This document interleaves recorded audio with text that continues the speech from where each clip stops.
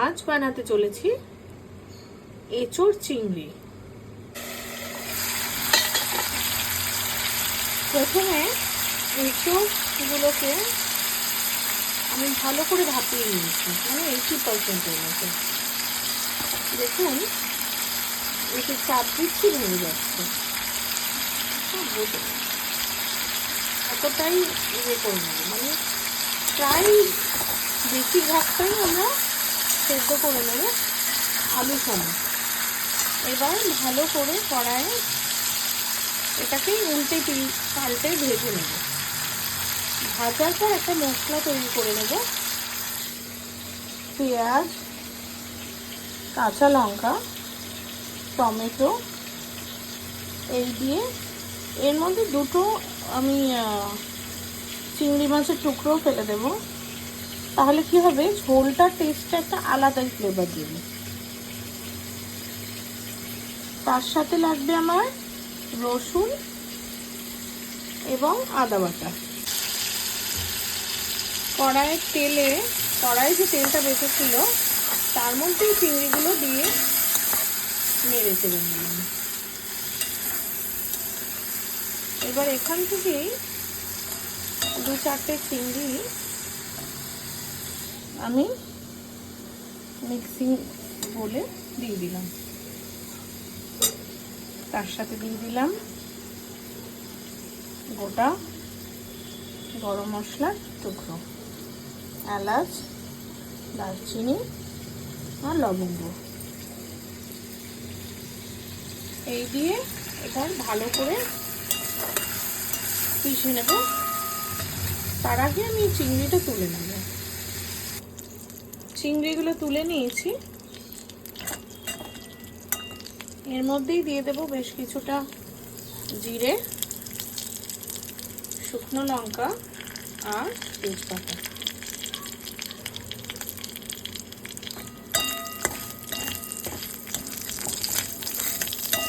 এবার এতে আপনারা চাইলে তেলও ব্যবহার করতে পারেন, কিন্তু আমি একটু ঘি ব্যবহার করব।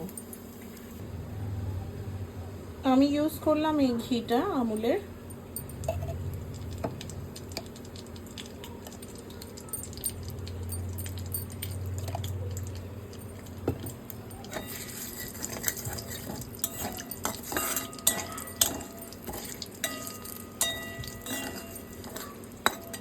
ঘিয়ের ঘ্রাণটা বেশ সুন্দর আসছে তখনই আমি এই যে বাটিতে মশলাটা পেস্ট করে রেখেছিলাম এটা দিয়ে দেব।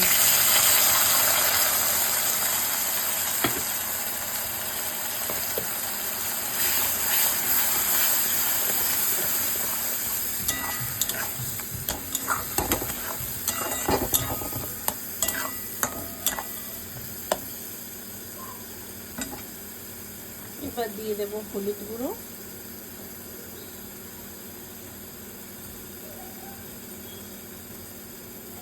স্বাদ মতো নুন,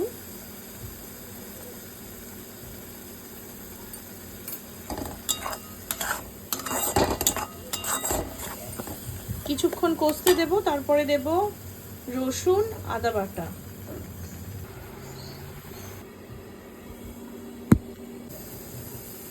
কষে গেছে মশলা।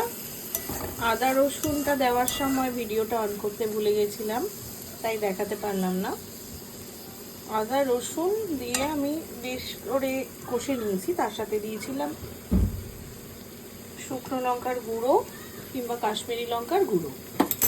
এইবার দিয়ে দেব আমার যে ভেজে রাখা চিংড়ি এবং এঁচোড় আলুগুলো রয়েছে সেইগুলো একে দিয়ে বেশ কিছুক্ষণ নাড়াচাড়া করে দেখুন আমি পাশের গ্যাসে জলটা গরম বসিয়ে দিয়েছি। রান্নায় একটু গরম জল দিলে তাড়াতাড়ি হয়ে যায় রান্নাটা, আর মশলাগুলো কষতেও সুবিধা হয়। এবার এটাকে ভালো করে কষিয়ে নেব। কষিয়ে নিয়েছি নেড়ে চেড়ে বেশ করে। এবার যে এই গরম জলটা আছে এটা আস্তে আস্তে ঢেলে দেবো।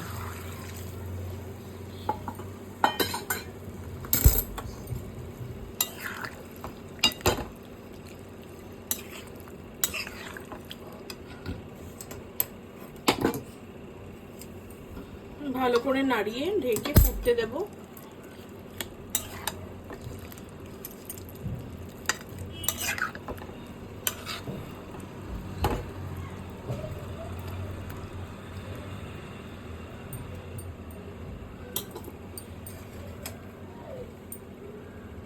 দিয়ে দিলাম ঢাকা। দেখতে পাচ্ছেন এটা বেশ কিছুক্ষণ ফুটবে, 5 থেকে 7 মিনিট মতো। ঝোলটা গাঢ় হয়ে গেলে তারপরে নামাচ্ছি। ছেড়ে দিয়েছে তেল, রান্নাটা আমার সম্পূর্ণ হয়ে গেছে। বন্ধ করে দেব গ্যাসটা। আমার এই ভিডিওটা ভালো লেগে থাকলে একটা ছোট্ট লাইক, একটা কমেন্ট আর সাবস্ক্রাইব করার অনুরোধ রইল।